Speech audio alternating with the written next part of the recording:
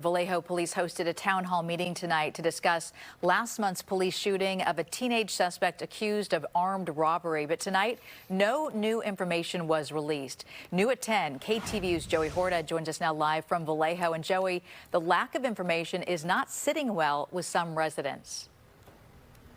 That's right, Julie. This town hall, police say, was all about transparency, but there's a court order preventing them from really saying much about the shooting that we're talking about here. That doesn't sit well with community members who are leaving with more questions than answers. A 17-year-old armed robbery suspect is shot and injured in Vallejo on November 20th by Corporal Matthew Komoda. Following a brief foot chase, an officer-involved shooting and arrest of 2 of the suspects occurred.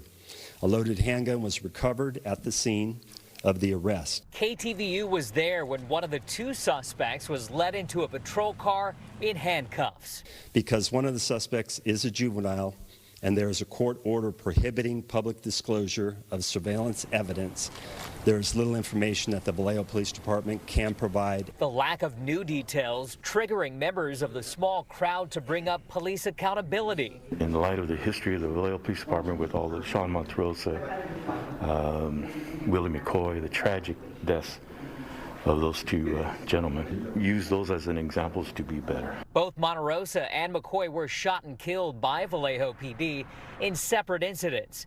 The Critical Incident Review Board monitors use of force to make sure officers follow training and policy. We're bringing civilian staff in to do that and look at it from a different lens. It's very helpful. The board is required to have 6 members, including 1 community member.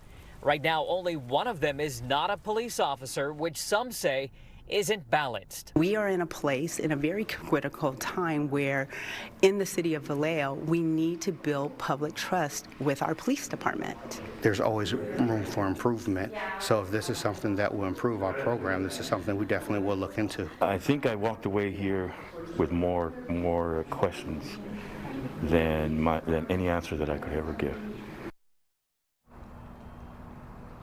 Police tell us this is the 2nd time that they've opened fire this year. The last was in July. I did ask how many times Corporal Komoda has shot someone. Police told me tonight they didn't have that information available this evening. Julie? And Joey, did they say what happens next in this particular case? Can you repeat that, Julie? Yeah, did they say what happens next in this case? Yeah, we're still waiting to find out. This is in the courts at this point, and that officer who opened fire is still on paid administrative leave. All right, Joey Horta reporting live tonight in Vallejo. Joey, thank you.